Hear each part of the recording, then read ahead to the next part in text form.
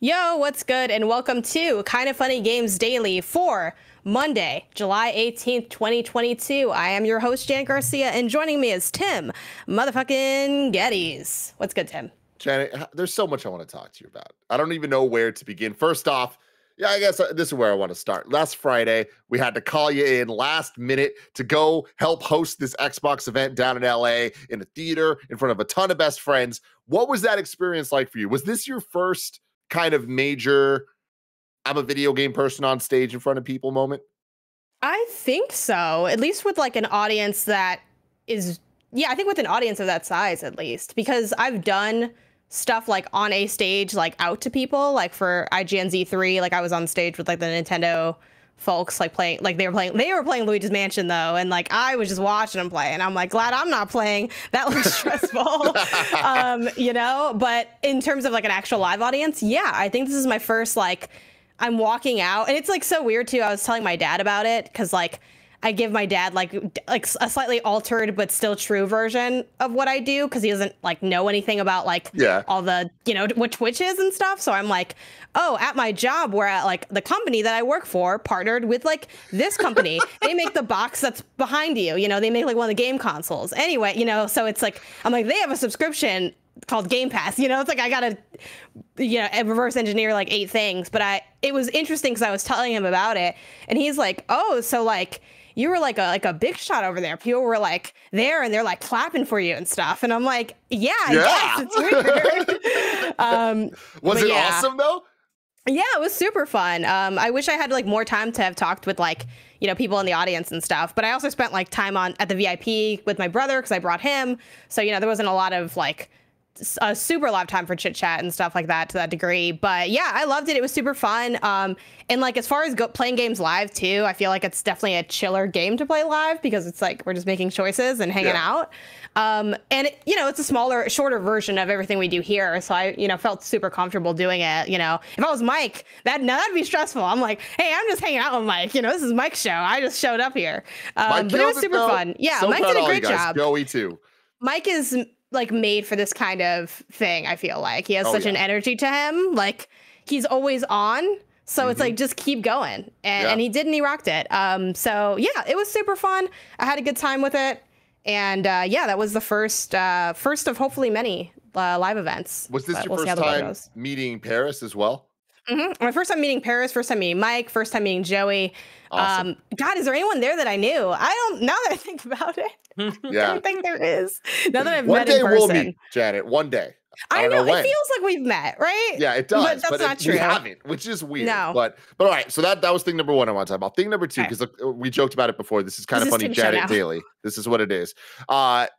Your background blew my mind this morning, where I learned something. There was a big reveal that there is a mirror over your left shoulder. And that is not just more shelves. That is just a reflection of the other shelves, making it look like a lot of shelves. Don't get rid of the shelves, Janet. Don't do it. Yes, it is. We talked about this, I think, once before, maybe with Bless. But yeah, like I can just kind of, it's all just replicating behind me. And I like this because, and again, if you're a deep cut, if you've like seen every episode, maybe you've heard me mention this before, but it's cool because it shows just like the other angle of the things that would otherwise be blocked. So like this shelf with like this little dinosaur glowy thing, like that's directly behind my chair, so you wouldn't be able to see it, but you can because of the mirror, and it's very convenient. And then also I love it because I have, like, I use this to kind of store random things that I need to maybe pull off for stream. So like if my controllers die or something, or I need to swap things out, I can just kind of reach here and just like roll out a little cart, and then it's all good to go. Even though it's normally not that smooth when I'm actually doing it live. It's very like, I'm like, hold on, let me get my cable. But I could be smooth. Someone with my setup could have a smooth transition. Yeah. Anything else in your heart and your mind and your spirit? I think that's it for now. Oh, well, I want to give a shout out if you could. Oh, no, wait, it's right there. The Hot News 64 VHS behind you. I never noticed that. That is a fantastic addition. You are a woman of art. It's clear. Thank you.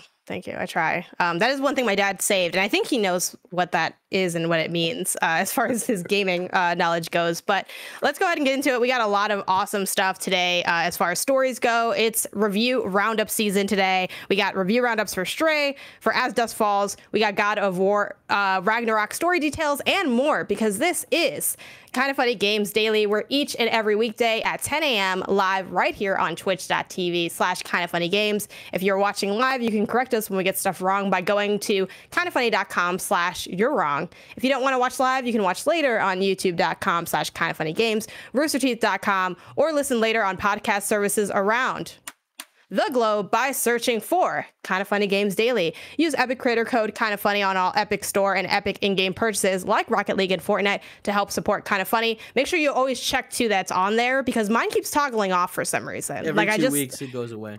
My crew thing updated. I got my crew money, and then I'm like, oh my god, I'm in it now. I said I'd cancel before it hit, and I'm back in it, back at like a bad habit. So make sure you're re-upping that each time.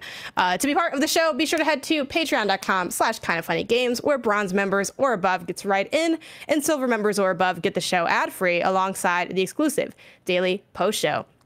Let's get into that housekeeping. The Gamescast is a double dose of reviews this morning. We've got Stray and As Dusk Falls thoughts from Greg, Bless, Andy, and Snowbike Mike. After this episode of KFGD, we're doing a Puzzle Quest 3 sponsor stream before some KFW shenanigans, so come join the kingdom and win some codes. Live on Twitch later on youtube.com/kindafunnyplays. A thank you to our Patreon producers, Fargo Brady, Gordon McGuire, Al Tribesman. Today we're brought to you by MeUndies, Athletic Greens, and ExpressVPN, but we'll tell you about that later. For now, let's begin what is and forever will be the Roper Report. It's time for some news. We got 5 stories here today. A baker's dozen. And let's start with the Stray review roundup. It is currently sitting on a Metacritic at an 84. Those reviews went live about an hour ago. And let's start with Tom Marks at IGN, who gave it an 8 out of 10 for great, with the verdict reading as follows. Stray is a delightful adventure in a dark but endearingly hopeful cyberpunk world, and that's thanks in no small part to the fact that you are playing as an adorable cat the whole time.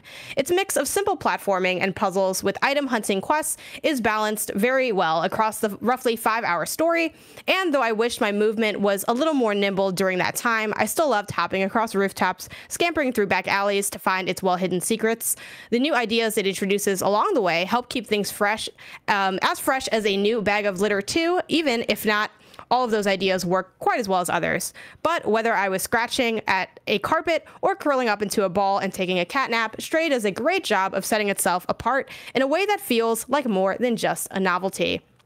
Alessandro Barbosa over at GameSpot gave it a 9 out of 10, calling the game superb. Like, that is their scale. That is what 9 out of 10 means at GameSpot. The end of that review reads, Stray's ultimate strength is how well its overall design embodies the unique perspective and capabilities of its protagonists. But it also doesn't rely on this to be the only distinguishing feature of the entire adventure. A lot of the enjoyment throughout Stray's runtime comes from how well each scenario is designed for the abilities of its feline hero, and how empowering it is to be able to navigate its gorgeous hubs of derelict? So it's probably most, but cities with the additional agility on offer. It offers. Its puzzles are routinely satisfying to solve and all work in service of a charming story with a satisfying conclusion.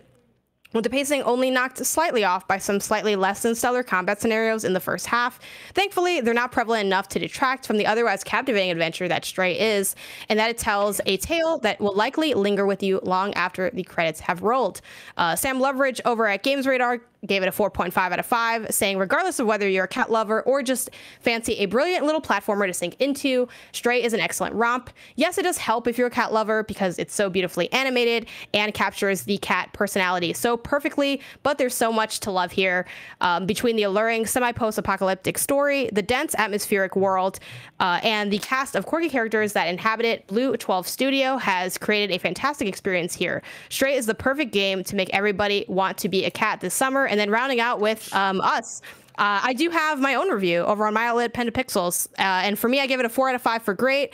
I said Stray moved me as a cat lover who relishes the opportunity to explore and tinker with detailed environments. It's a straightforward experience with pretty simple puzzles, but the act of completing them is its own satisfaction because the process of leaping across buildings and interacting with everything can be a joy in and of itself. And then over here on Kind of Funny, where you can listen to the Gamescap episode that has the As Dusk Falls and Stray, we gave it a 3 out of 5 for okay. And I was on that review, so I can't really speak more to the conversations. I do know that it was a lot of talking about how it's generally just kind of fine. And I think the puzzles and kind of the overall objectives were a bit of a sticking point for people potentially. Yeah. That's like letters I got from Greg and Bless, because I like texted them as soon as I finished the game, and I'm like, "Yo, this game, right?" And then they're like, "Oh man, I don't know." Yeah, no, I hosted the Gamescast, so I was there, yeah, for the whole review. And Andy,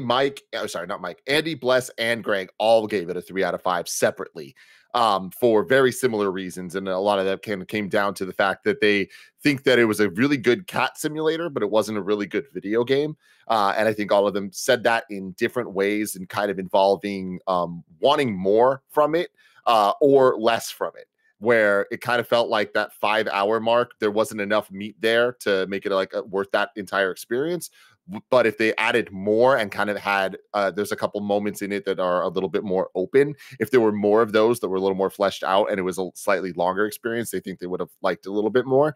But they enjoyed their time with it. But Greg said that overall, like, he isn't going to really think about this game as anything but just a good cat game or a good cat simulator in the future. And that was kind of the vibe overall. And yeah, like even Greg brought up you texting him and being like, Stray though, and he was like, "Oh, I'm kind of surprised about this." But we had a long conversation about how the game definitely feels like if you are a cat lover, it's going to affect you differently, and that's a good thing. Like that, they nail all of those aspects of it. So if you are into hanging out, being a cat, this is the game for you.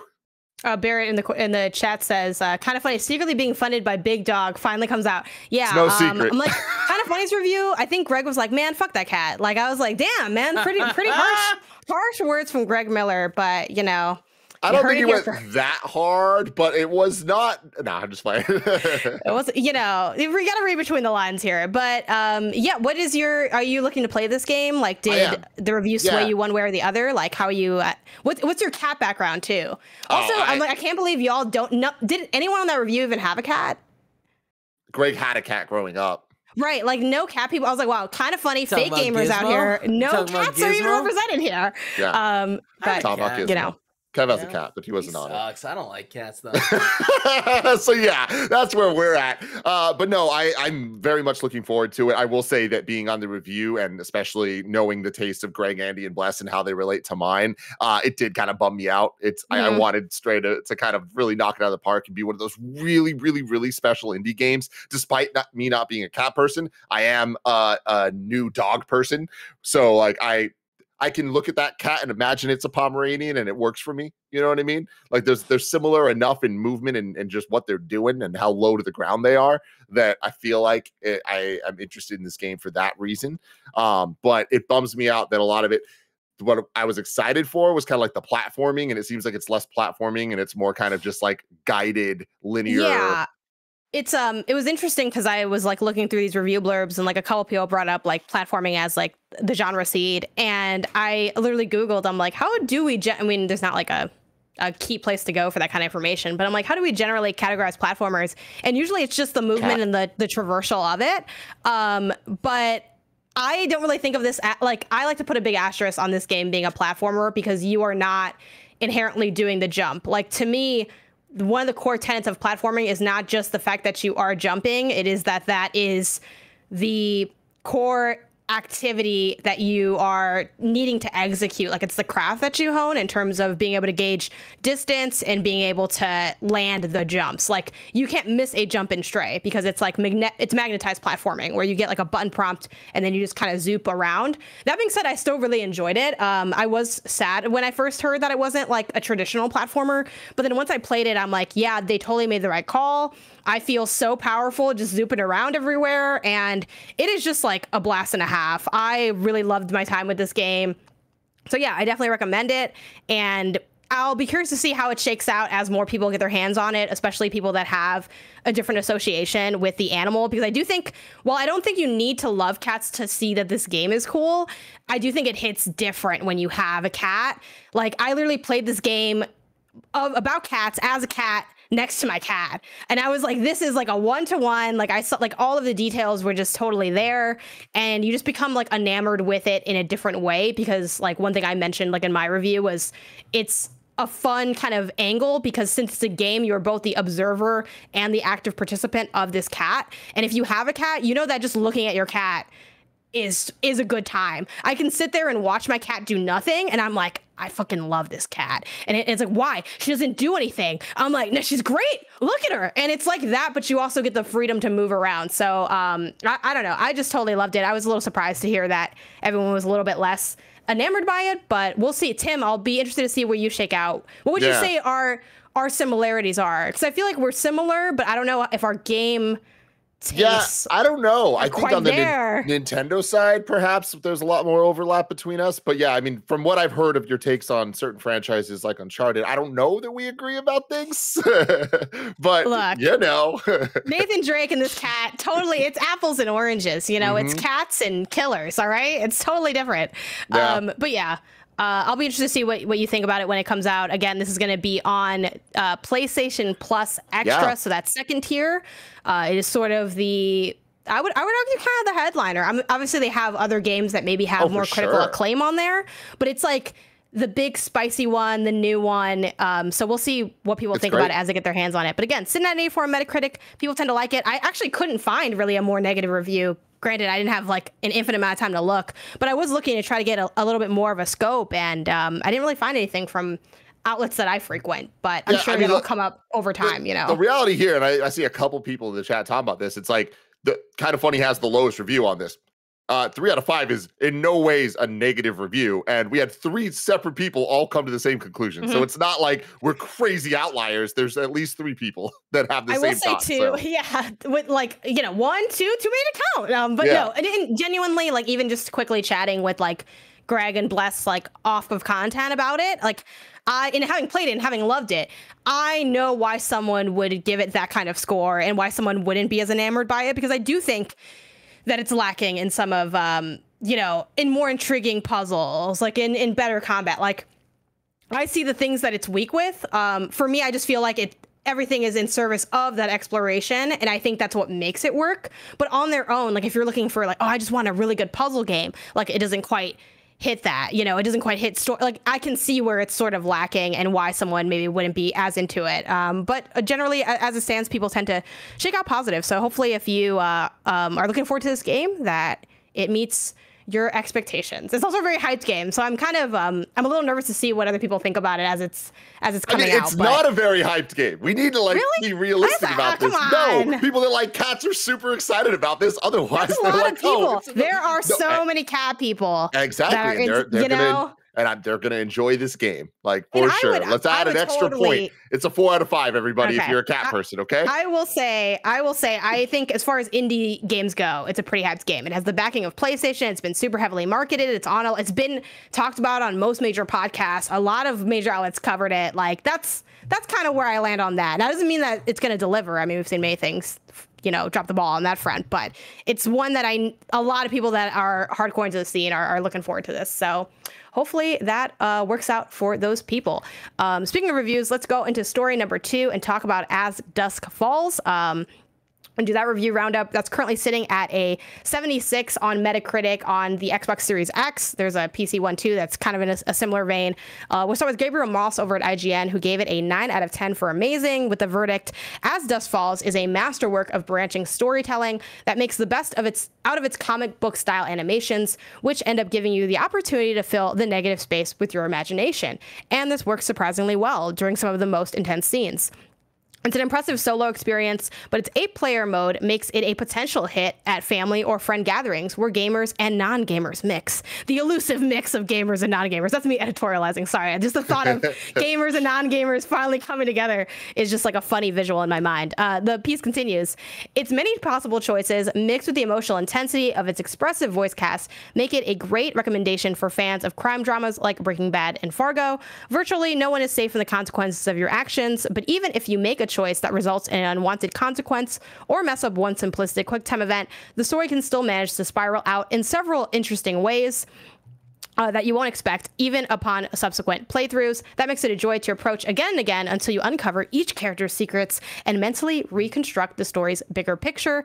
Hayward Hefford over at Rock Paper Shotgun also seems hot on this. They don't do scored reviews, but they sort of end with, aside from some glaringly wooden dialogue in early chapters, As Dusk Falls is a thrilling story that had me hanging on every word. It immediately establishes an incredibly tense situation, and I couldn't stop playing until I'd seen it through. While some might stop after one playthrough, the narrative flowchart for each chapter shows there's much more to experience, and the ability to jump back in at any point of the story is a welcome alternative to doing an entirely new run.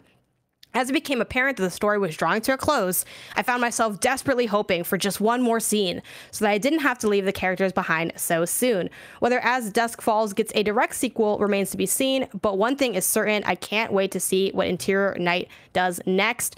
And then on the other end of the spectrum, I want to pull in Jordan Midler from VGC, who gave it a 2 out of 5, saying, for every well-developed moment of story interaction, for every revelation that took us by surprise, and for every interesting piece of art, it's undercut by dialogue that vacillates between contemporary drama and first-year university project, and an art style that benefits the quiet moments but utterly wrenches any momentum of action from the piece. And then ends with, As Dusk Falls is an often engaging story that's let down by its mechanics and in some cases its art style. This exact same story told in a traditional graphical style may not have been as visually unique, but we feel it would have held the action together more successfully and ratcheted up the tension, which as it stands is very weak. That could mostly be powered through if it weren't for the controls. Controls so inconsistent, so antithetical to being able to actually play the game that we were convinced it was a bug.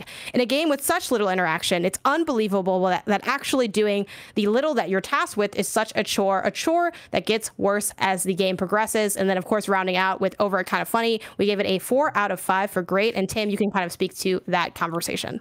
Yeah, Mike gave it a 4 out of 5. Bless gave it a 4 out of 5. And Greg hasn't beat it yet. He has 2 more chapters that he's working through. So he's almost done with the game. And he is on pace to give it out of 4 out of 5, but he's not ready to say that quite yet. It's funny because, like, even with Jordan Midler's 2 out of 5 review, a lot of the things he says are guys to kind of agree with. That just isn't to the detriment as much as it seems to be to Jordan. And the big thing is how much they love the story, how much they love how the choices seem to dramatically change the story and still come to results that are satisfying.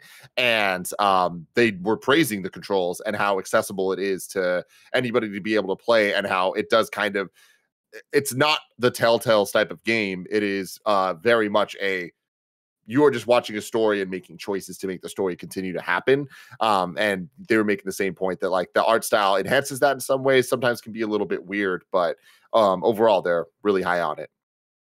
Yeah, I've only played chapter 1, so I definitely am not ready to give like a big critical take on it either way, but I really enjoyed what I played of it. I will say so for people that maybe don't know, and I think reviews did a pretty solid job kind of describing it, but the art style is kind of these painted scenes that have very like light animation between them, almost as if like you had, like, there are times where you can read like certain graphic novels like on an iPad where it'll like have a very light animation of the panels. It's kind of like that, but just not like as distinctly paneled is kind of how I would describe it.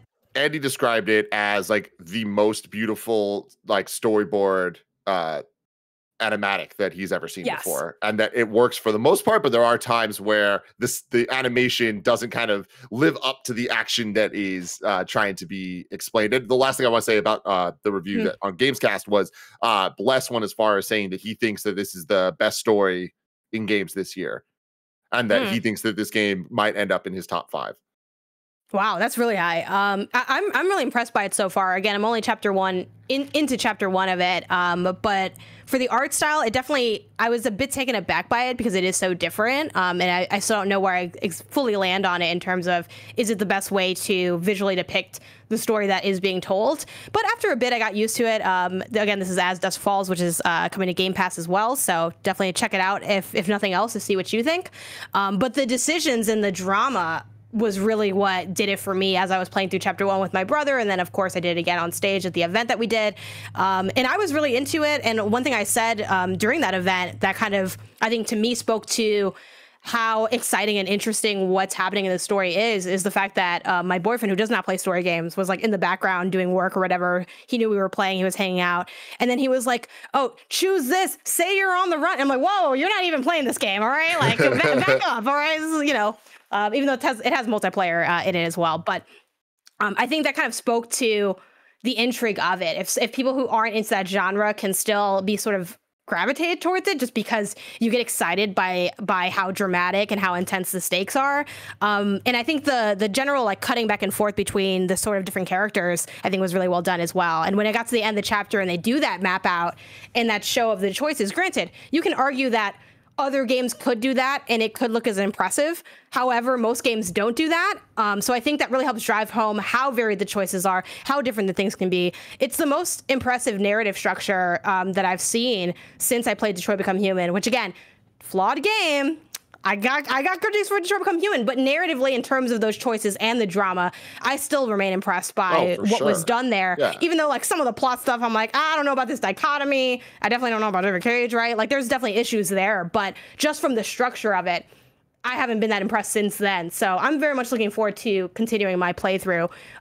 So yeah, I don't know. I mean, I think both of these reviews speak to the fact that a lot of times reviewers have the same criticisms and praises, but that may be weighted more or less heavily just based on how you think the game overall pulled it off. And like, to speak to, you know, Jordan Midler's more negative review, it speaks to a lot of things that like y'all saw as well, but it just wasn't as deep. And I think that's totally the case a lot of times when we see these like varying review scores. So, well, especially with a story-based game, like, and this game is entirely story. Like that is what the game is. There's no other gameplay on top of that. And I do think it's important to note that like the review, all the positive reviews of it are bringing up things like Breaking Bad and Fargo and like these shows. Ozarks was brought up as well, Kevin.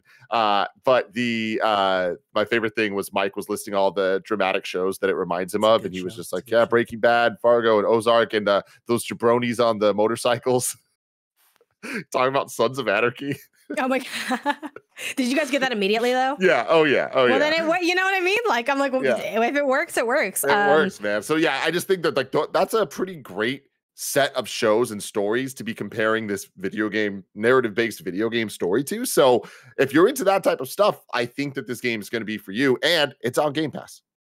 Yeah. So at the very least, you know, check it out if you're interested in story stuff. But yeah, I'm excited to go ahead and finish that. I still have as far as story driven stuff, I still have the Quarry too. So it'll be interesting to see where it shakes out. But I totally can see how, even from that first chapter, how it may end up being that high in terms of the story quality for the year so far. But speaking of games coming to Game Pass, let's talk about what's coming to Game Pass. We got some highlights that Nebellion over on Twitter pulled out. And then, of course, you can go to news.xbox.com to get the full post detailing, you know, all the games, all the information about all that stuff. But we got July 19th, Watch Dogs 2, As Dusk Falls, which we just talked about right now, Ashes of the Singularity Escalation. July 21st, we have MotoGP 22, Torment Tides of Numenera, and July 29th, Inside, one of the best games I've ever played, ever. That game is so freaking good. And if for some reason you didn't like, God, what's the other one? Limbo? Which I like Limbo fine. You know, I don't want people to walk. I know what you're always going to do. You're going to walk away being like, Jenna doesn't like Limbo. I liked Limbo fine. Limbo didn't change my life the way it did for some people. Inside, though, Inside hits like so incredibly hard. Yeah, I have nothing but good things to say about Inside. Inside came up a couple times during the Stray review, and in comparison, I thought of Inside during Stray too. Not that Stray is as good as Inside, but that's a lot of the thing where it's like some of our guys felt like there were elements of the game that were attempting a Stray or Inside like story or quality, and they really missed the mark on it, and that was kind of a bigger disappointment for them overall from a story and character perspective of this cat. Yeah, Inside. I think it seems weird to like when you guys, okay, so everyone in the chat, go July 29th, download Inside, and then, well, before that, play Stray, then play Inside, and then you're going to be like, that's what they were talking about. Because if you play both those games, I think it's the way that the cinematography and the lighting is done. Like, Stray has a very evocative and stylized world where everything is very intentional and fleshed out in how they handle lighting and how they handle sound design too. Like, that's one thing I mentioned in my Stray sound design is ridiculously good. I think it has the best sound design of anything I've played this year. You know, whether or not you think the game's fire or not, the sound design hits. And I think Inside also really nails that in terms of atmosphere and creating like moments of like stress, and also having like Inside's like a masterclass of creating, I think, small puzzle or escape vignettes for the player to go through, and then just get those over and over again. Yeah, it's an incredible game, and super short too. Isn't it like 2 hours? 2 hours or something? Yeah, 2 amazing hours. It'll be 2 of some of the best. And then when it's like, it is so good. Then it just becomes a roller coaster. You put your hands up, and then you're done, and then you get crazy game hangover at the end of that game. Oh, so true. Kevin, have you played Inside? I have not. Oh, that is a stream we need to do, is Kevin playing Inside, because it's 2 hours, and I feel like it's puzzle based, and it's gonna get you. Puzzles. That's gonna be a stream, man. I'm making a note. That would be a good one. But yeah, to me, that's I think the hottest game on this coming to Game Pass. You know, shout out to Watch Dogs 2 too. And as this falls, like I said, it seems like an interesting one to be in there. And then I do want to shout out something that, again, Nibelian point out in that kind of summary of the coming to Game Pass section. New titles with Xbox touch control support. We got Citizen Sleeper, Disc Room, Escape Academy, Garden Story, Little Witch in the Woods, Lost in Random, Space Lines from the Far Out, Umuraganji Generation, Yakuza 0, Kiwami, and Kiwami 2, like what, K2? I don't know, whatever. As Dusk Falls, there you go. Those are the ones that have touch controls support. And I think it's really cool to see, like, from this list, I'm excited about Citizen Sleeper, even though I don't know when I'm getting back to Citizen Sleeper, because that very much feels like a PC type game, and playing it on console was fine. Like, I actually really liked how the controls were approached, but I do think that I could see the ways that it would benefit from having that touchscreen integration. But what about you? Have you done much like with touchscreen stuff? Are you doing the xCloud stuff? Where you at with that, Tim? I'm the xCloud stuff is really cool. I'm not a big touch guy when it comes to that type of stuff. Like, I've played begrudgingly. I've played some games, console games ported to mobile. Like, I played through the Sonic games a bunch of times on like airplanes, like using the touch controls on my phone. But that works because that is fairly simple. Like Sonic games controls are just the one button and then moving. More modern games, I'm not really looking to do that. Like, I like controllers. I like physical buttons, so I'm gonna stick to that as much as possible. I'm a big fan of things like the Backbone and like having like, I'm okay with controller clips and all that stuff. So get me some buttons in my hand. Some big fat buttons. I love them. Outside of stuff that's mobile, where it's like, well, again, mobile, you can sometimes use like the Backbone for certain things, but there are obviously games that are like designed around touchscreen. What on console? So like, I guess Switch, Wii U. I mean, a lot of like Nintendo's like handheld hardware. Honestly, what has been your best touchscreen experience and your worst touchscreen experience? Ooh, I mean, worst is pretty much the majority of them, if I'm being completely honest. What's the first one that comes to mind? I don't know. The bad one. Like, I have talked for years about how much I love Peggle as a franchise, but specifically Peggle Blast. And I think that Peggle is best on touch devices. Like, I don't like playing Peggle with the controller. So that'll be my answer. That's fair. That's fair. Yeah, for me, I think, God, what's my, oh man, I don't know. I think for best on console, maybe like World of Goo. I feel like that works pretty well, even though I could never like finish that game because I couldn't stack enough stuff. So like, really, World of Goo? You have not played World of Goo? I'm not a goober. Can't say honestly, I am. Don't even worry about it. I feel like, again, don't even worry about playing it. It's fine. Like, I feel like it was like of an era hit, but it's not like looking back on the eons of time. I don't think the world's going to be turning its lonely eye to World of Goo. But I don't know. Let me know in the chat if like World of Goo is still hitting for you in 2022. In the chat right now, Celtic Queen says Rayman Jungle Run is great with touch controls. That is a fantastic poll. The Rayman games on mobile that are essentially the music-based levels from Origins and Legends, but they take the music out of it, and it's just a platformer essentially for Rayman levels, but it's all touch-based, and like it almost starts to feel like a rhythm game. They're fantastic. I absolutely adore those games. Are they still? Can I still download those now? I'm pretty sure. Yeah, I mean, it's been a couple of years since I played them, but I can't see why they just take them down. It's just Rayman Run. Rayman. No, Rayman Jungle. I'm gonna look it up. Jungle something. There was 2 of them. Jungle Run. Yes. It's loading. Oh, I'm seeing Rayman. I'm seeing Rayman Adventures. I'm seeing Rayman Mini on Apple Arcade. That's all I'm seeing. That's not. This is that. I don't know. Maybe those are new versions. I don't know. Let me know in the chat if I should be down. I mean, it doesn't cost me anything to just hit the get. You know, it's funny they changed it from like install or download to get.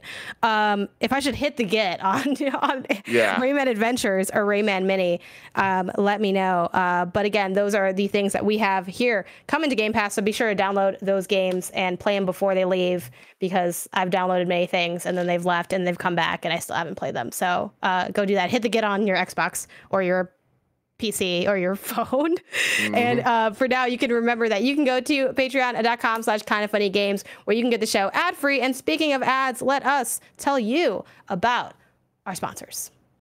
This episode is brought to you by MeUndies. Are people still trying to make plans with you this summer, as if you aren't booked and busy already? But thankfully, MeUndies wants to help make this summer the most comfortable one you will never forget, because when you're living your best life, the last thing you want to worry about is butt sweat. And I know that from experience, but you know what? MeUndies has always been there to help me. I'm always wearing my MeUndies shirts, my lounge pants, my lounge shorts, my undies themselves, the socks. I'm a MeUndies fanboy. Wouldn't have it any other way. I just absolutely love the soft micro-modal fabric. Find your ultimate summer comfort in sizes extra small all the way up to 4XL. MeUndies has a great offer for all of you out there. For any first-time purchasers, you can get 15% off for a limited time. If you sign up for the free to join MeUndies membership, you get 25% off your first membership item. To get 50% off your order, 25% off your first membership item, and 100% satisfaction guarantee, go to MeUndies.com/kindafunny. That's MeUndies.com/kindafunny. Shout out to ExpressVPN for sponsoring this episode. When you use the bathroom, you always close the door behind you, right?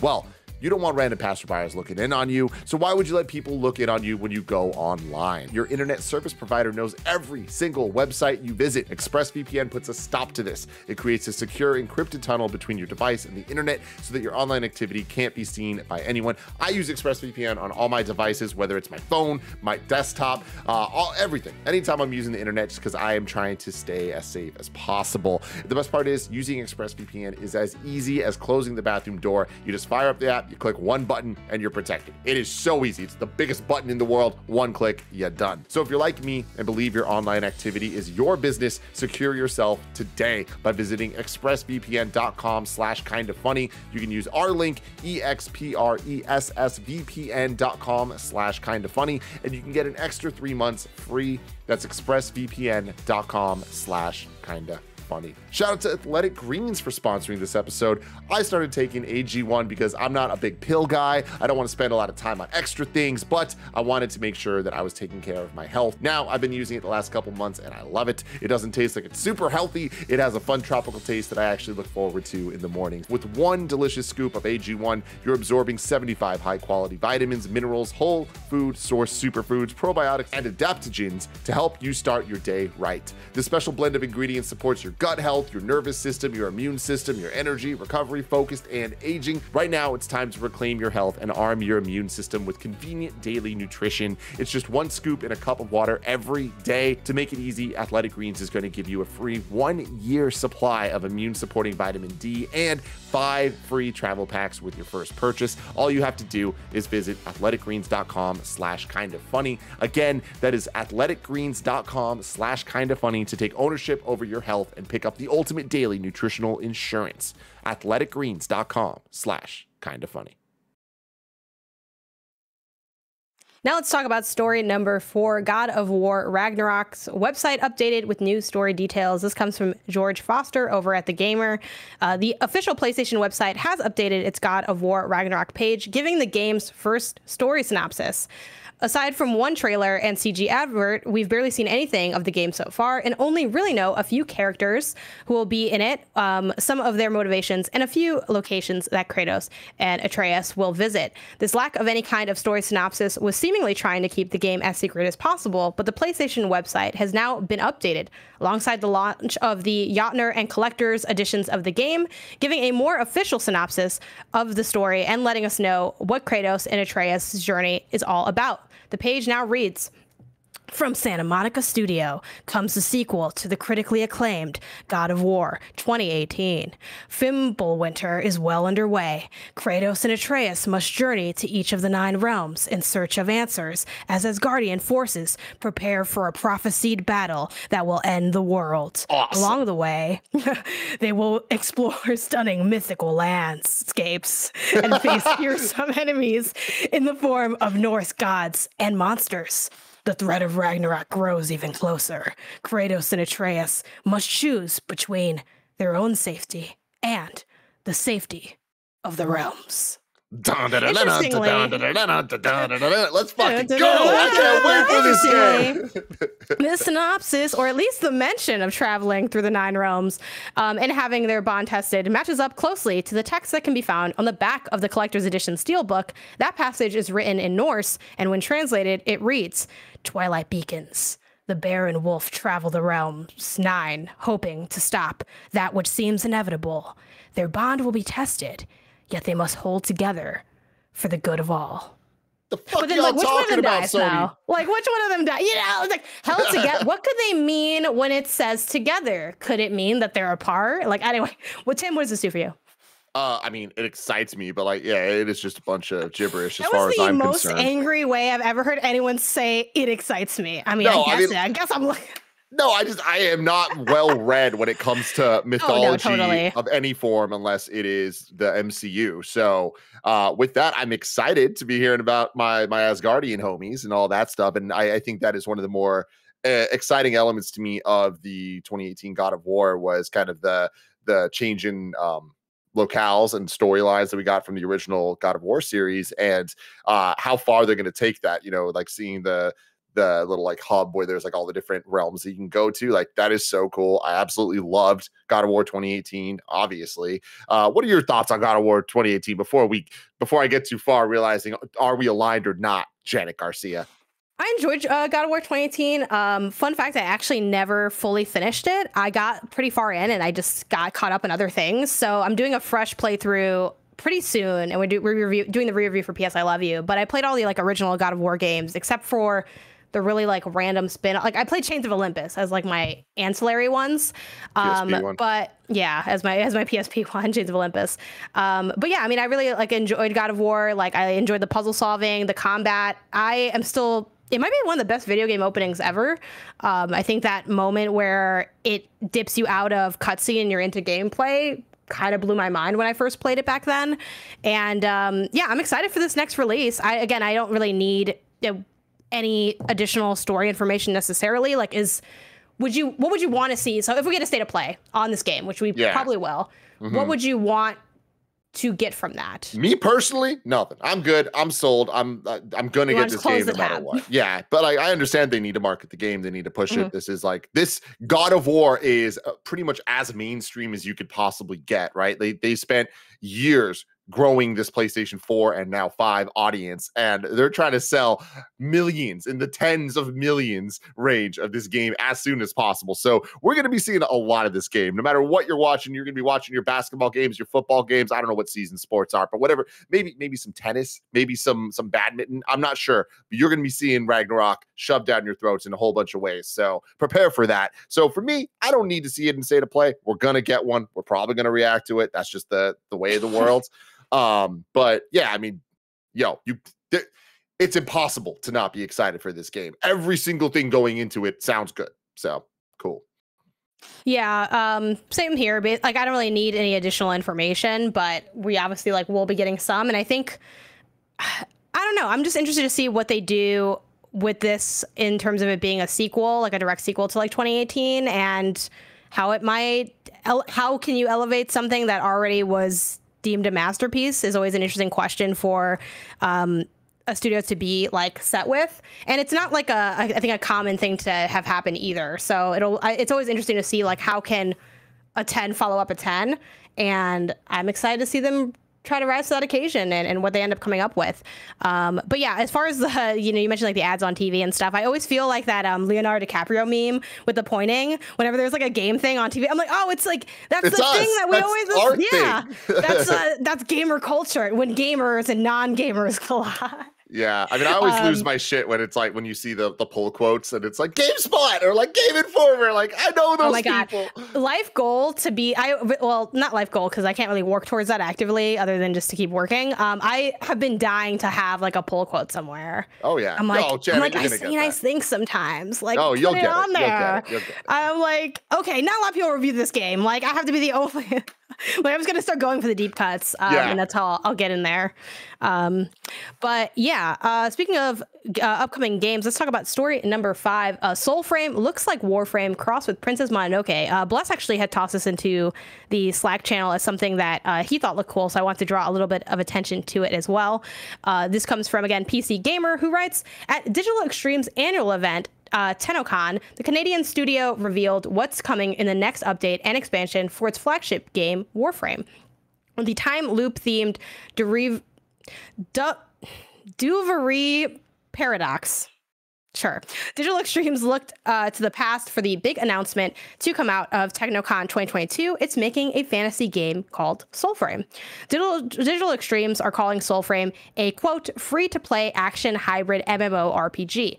So it's fair to expect it won't be a million miles from Warframe and how it plays, only with less electric ballerinas and mech suits made of dead people and more magical sword fights. Okay, this just makes me feel like I gotta play Warframe. Anyway, the cinematic trailer features a stag covered in ritual paraphernalia, as well as friendly bird and a giant wolf in need of rescue, which gives it a definite Princess Mononoke vibe. Conflict between humans and nature will apparently be a theme of Soulframe.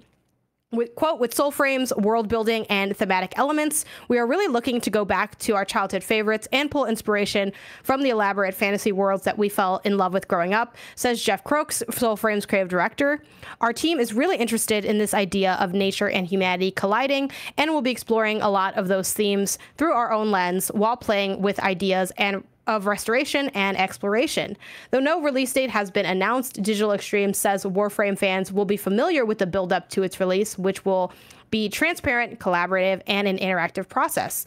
And those interested in finding out more can visit the Soulframe website at www.soulframe.com for an interactive puzzle before registering their email for updates and given an opportunity to reserve their in-game name by declaring their envoy. Tim, is there anything for you? For me, no, but I think this is really awesome news, and I think that it is a fantastic example of what video games are capable of. So last night, I was on the DLC podcast with Jeff Kanata and Christian Spicer. You should go check it out. It was a fantastic episode breaking down the last week of news, and we talked about this story, and something I thought was really interesting is Warframe is this game that has existed now for the last decade, came out, kind of had a rough launch, tale as old as time, as we've heard with these type of games. It's so big, but it has a player base, and they stuck to it, and they kept updating, and now people love it. The game is fantastic. It has a dedicated community that is like every day playing. They're getting their updates, they're getting their drops, and they are happy. It is a happy fan base playing this game that so many of us have never even touched, yet it's one of the biggest things in the world. I was bringing up how crazy it is that back in the day, video games used to just be, I have a Nintendo or I have a Sega. And then eventually they got a little bit more complicated over time. But there was this moment where everyone played everything if you could. If you liked gaming, there was only a handful of games per year that were like the must plays. It's impossible to play everything now. And the amount of gamers out there, people that would refer to themselves as hardcore gamers that have never touched League of Legends, is probably a ridiculous amount, right? And that's always surprising to me, that there can be these verticals of gaming, genre of games that so many people have never even touched, yet they are some of the most popular in the world. Warframe, I think, is a great example of that. Now, they have kind of perfected the frame-like game with Warframe, and now they're doing this. And I don't think it's coincidence that after the success of something like Elden Ring, which similarly was the culmination of the success of all the Souls games and the FromSoft games over the last decade, I think this is a brilliant move by them to kind of invoke the idea of Souls with this fantasy era, really focusing on the world and this living, breathing world that even if you're not playing it, there's still story beats happening and incentivizing you to come back and play. Combining that with the tried and true genre that they've kind of nailed with Warframe and with that audience, this is kind of a potential best of both worlds for them to have that perfect meet in the middle of the Venn diagram and have a success, hopefully from day one, as opposed to Warframe, right? And maybe this will be one of those things in the same way people were like, you know what? I'm going to give Elden Ring a shot because I've heard so many good things about these Souls games over the years. And Elden Ring now, one of the highest selling games of all time in America. Like Elden Ring hit for people, not just Souls people. It hit. I think that taking that, those same people might be like, oh, I've heard a lot of really good things about Warframe. I want to give Soulframe a chance. So I think this is really cool. Do you think you're going to check out Soulframe when it comes out, or is it just not a chance? No, because I'm not going to say I would, because I have so many things in mind on that. I don't know what my life's going to be like when this thing ends up dropping for real.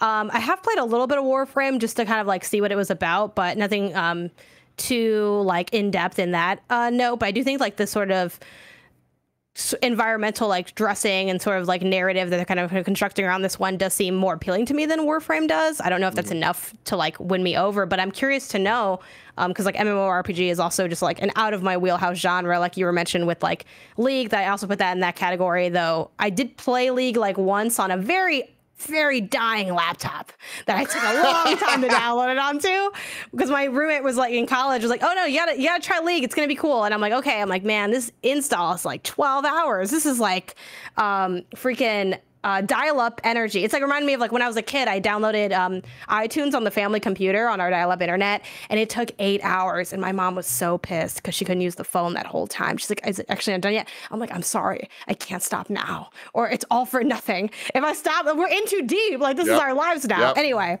so that traumatic experience aside, I don't know if I'll be digging into Soulframe, but I'm curious to know, Tim, before we close out the show, what's the last game, whether it's genre, franchise, just like you weren't interested in, whatever, that surprisingly got you, where you're like, this isn't a Tim game, but I'm actually weirdly, what's your Tim outlier game?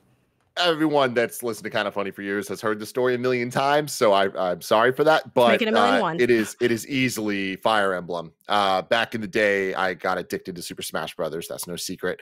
And in Melee, I was introduced to Roy and Marth, and I'm like, who are these characters? Like, how is there a Nintendo video game that only has 25 iconic characters in it, and I don't even know who two of them are? That's so bizarre to me, so weird. And it was because those games had never made it to America. Eventually, Fire Emblem 7 came to Game Boy Advance, and I was like, I don't know about that. I'm not gonna get it. But eventually, Fire Emblem 9 came out on GameCube, and it was Fire Emblem Path of Radiance, and that was with Ike, who was going to be in Smash Bros. Brawl. And I was like, you know what?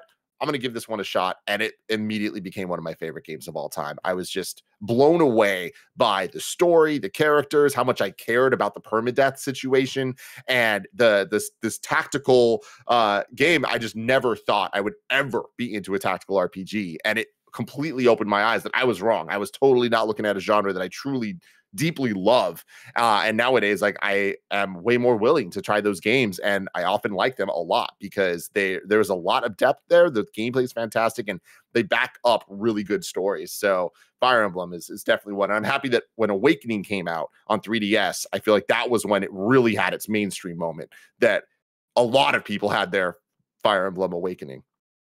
I had to do it. Yeah, you had to.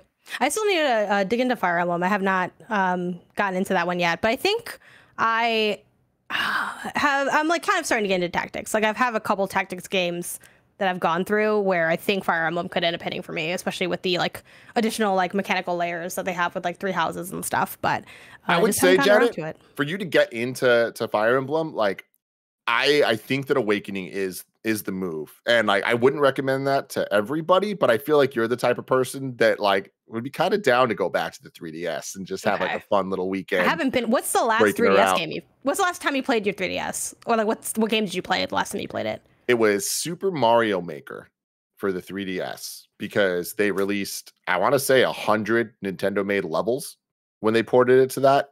And I was like, I gotta play these. It's new 2D Mario. So there is a game in my 3DS. There's no way you're going to guess what game is in here. I forgot I even had this game. Spoilers, I put this in here. I didn't play it yet, but it was a modern purchase. Yeah, you have no chance. Is it the Pikmin game? The Pikmin 2D platformer game? Nah. What is it? Tryon Cube. I would have never guessed that. Yeah, no. I barely even know I had Tryon Cube. Let me know in the chat if y'all fuck with Tryon Cube, because I got it because like, other people fucked with Tryon Cube. Like my friend was, okay, first of all, people were like, what the fuck's Tryon Cube? Let me know in the chat if any single person has ever heard of Tryon Cube. Cube. And one of my friends was selling a bunch of like her old games because she's like, I have all this like shit that like I'm not using and I don't play or I've never played. And I was like, that sounds like shit that I need. Like I would love to have your problems. So I bought like part of her backlog, and it had like, I'm like, oh, let me get these 3DS games that people seem to like that I've never had. And Tryon Cube was one of them.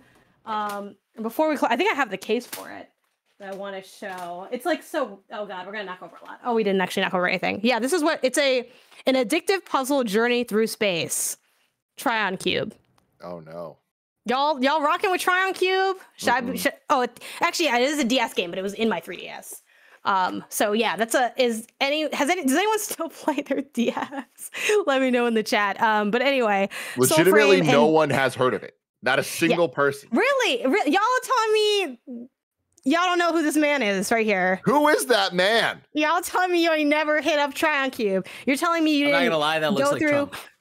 You're not a little bit. You're telling me you didn't go through a unique new puzzler that will challenge you with never before, where your mission is to create a 3x3 block in chains, and the bigger the chain, the farther your ship travels. Y'all tell me you didn't go 3, 2, 1 blast off to get ready for a totally different puzzle adventure. Let me know. Tweet at me if you played Tryon Cube. Someone has to have played it. It is not fake game art. This is a real game. But anyway, finding someone that played Tryon Cube or Soul Frame, because that's not out yet, is so far away. If I wanted to know what's coming to mom and grab shops today, where would I look? The official list of upcoming software across each and every platform is listed by the Kind of Funny Games Daily Show hosts each and every weekday.